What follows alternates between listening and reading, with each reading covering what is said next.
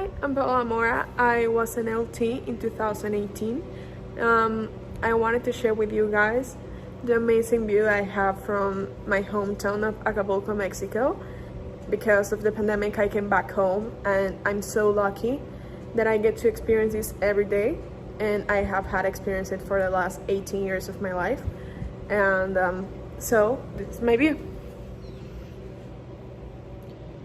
This is the biggest yacht club here in Acapulco. It stores about 150 to 200 yachts and catamarans and everything in between, and it's beautiful just to see it every day and just wake up to this. And even though Acapulco it's a bay, I don't have a view from the bay from my house. However, I could see part of it